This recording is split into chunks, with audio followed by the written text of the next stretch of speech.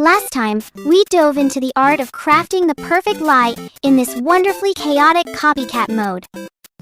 I hope that guide was helpful. Well, as helpful as it can be in a mode where logic takes a backseat to pure madness. But hey, we tried, right? Now, let's move on to the next challenge, finding the copycat. I've got some good news and some bad news. The good news? There's a 100% guarantee that you'll find the copycat. The bad news? That's only if you catch them in the act, finishing off another poor soul right in front of your very eyes. I said bad news because, let's be real, how often does that happen? Only an amateur copycat would be so bold as to murder someone with an audience. I mean, who wants to be caught mid-stab with witnesses? Anyway, today, I'll be sharing some tips on how to spot those sneaky copycats before they get the jump on you. Now, a little disclaimer. These tips won't guarantee you'll nab the right person, but they'll definitely help you hone your suspicious glare. And let's face it, in this mode, a healthy dose of paranoia is your best friend. Ready to play detective? Silmina, signing in!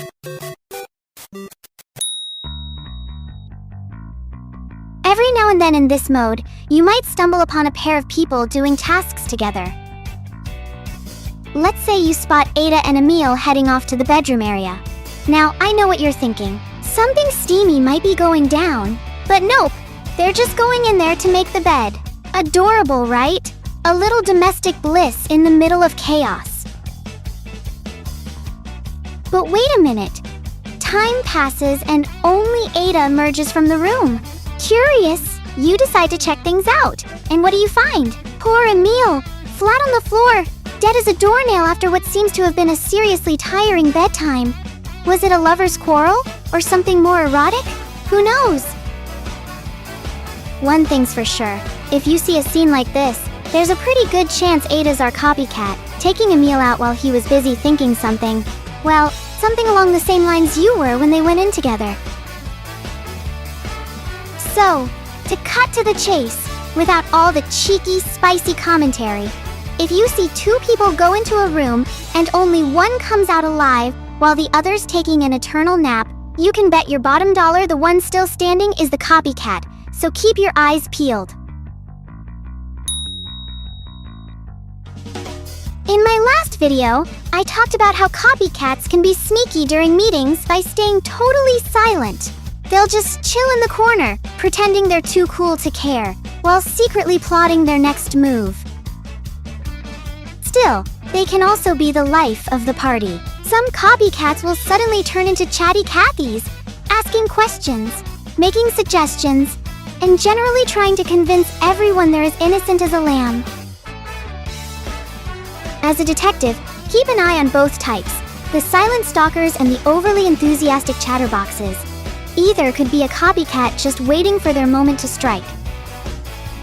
If someone's either super quiet or trying way too hard to be helpful, jot that down in your mental notebook. Chances are, they might be the sneaky copycat you're looking for.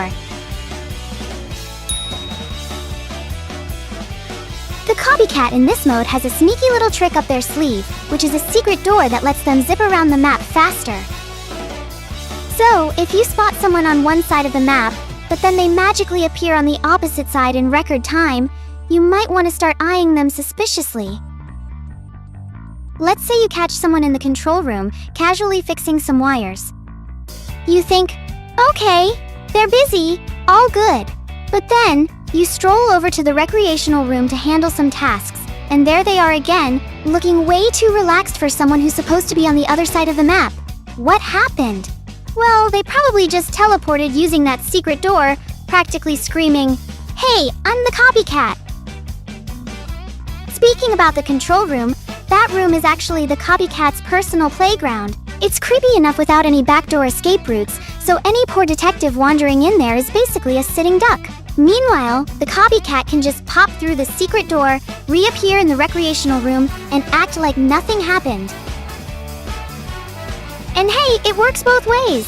If you see the control room empty and suddenly someone materializes out of nowhere, it's not teleportation magic. It's just the copycat doing their sneaky thing. So, Whether they're disappearing or popping up, keep an eye out for those map-hopping copycats.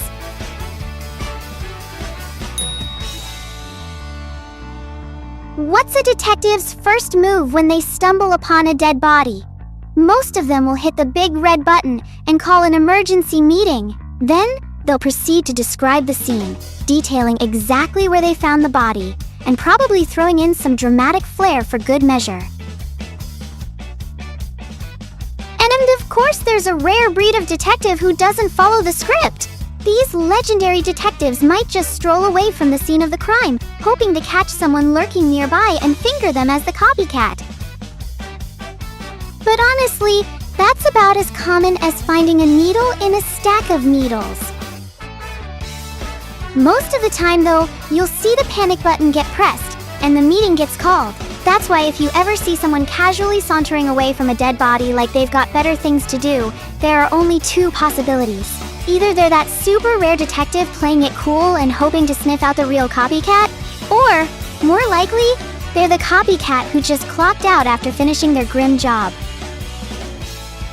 That's why, if you catch someone making a casual exit from a crime scene, don't be shy. Go ahead and suspect them. Or better yet, point your finger dramatically during the meeting. After all, better safe than sorry, right?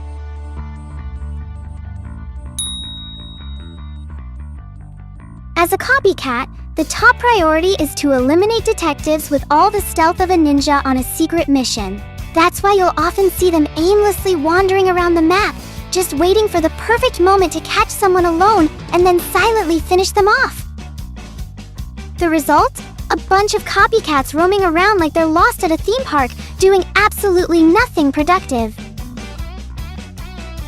So, if you happen to spot someone aimlessly meandering about like a zombie who's misplaced their next meal, be on high alert. Chances are, they're not just taking a leisurely stroll, they're copycat hunting for their next snack. And by snack, I mean victim, of course. Keep those eyes peeled and maybe carry some zombie repellent, just in case.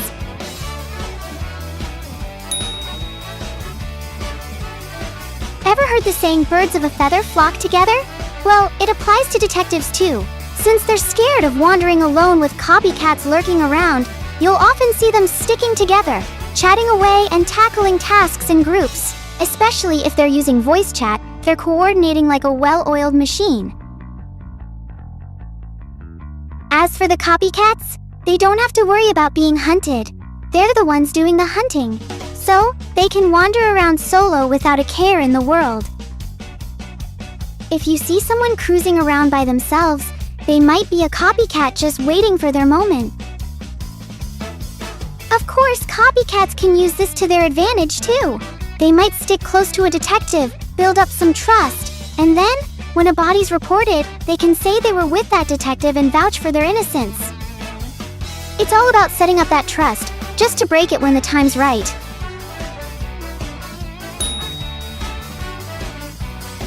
Triggering an emergency event as a copycat is no walk in the park. It's tricky to pull off while on the move, so most copycats will find a quiet spot or pretend to work on a task before setting off an emergency event. Only the most daring, or the most desperate copycats can manage to trigger an event while they're still on the move.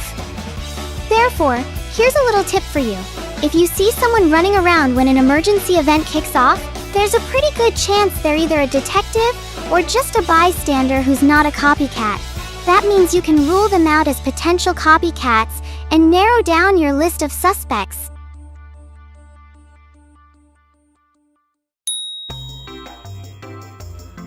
Lying in this mode is a real challenge.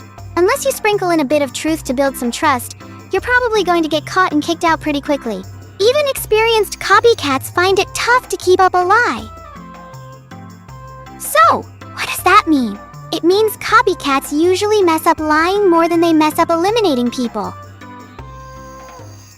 It's pretty easy to catch them in a lie. For example, if someone says they were in one room but the one watching CCTV says otherwise, you've got a red flag. Or if they claim they're the orator when the orator's already out of the game, there's a good chance they're a copycat or a fool. Basically, it's way easier to stick to the truth than to juggle lies. If someone gets caught lying, they'll often start to panic and overdo it with their excuses. Think all caps messages or begging for trust. Keep an eye out for those who get flustered and try too hard to convince everyone they're in the clear. They might just be the ones who can't handle the truth. When an emergency hits, who's usually the least excited for it to end? That's right, the copycats. They don't want that emergency event to wrap up because it means they're closer to losing.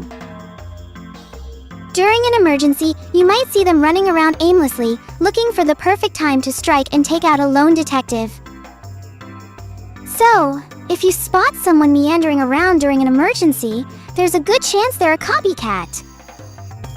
Now, not all copycats are that obvious. A seasoned copycat might blend in with the detectives, pretending to help solve the emergency. This is especially true when the emergency involves getting everyone to sleep. From my experience, the first person to dash out of the bedroom area when an emergency pops up, particularly to tell people to go back to sleep, is often the copycat. They're quick to leave the bedroom, hoping to find a detective who's too slow to get there in time and take them out.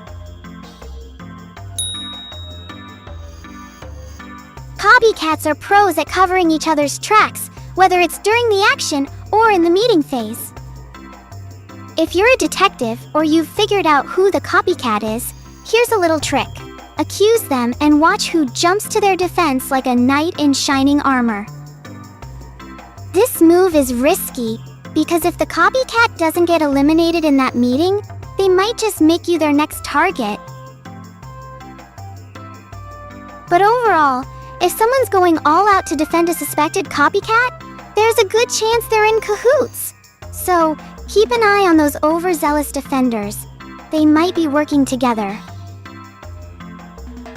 That wraps up the 10 tips for spotting a copycat quickly. These are just based on my experience, so if you've got any more tricks up your sleeve, feel free to share. And since this mode is still a fan favorite, I might dive back into it with another segment on the IDV radio.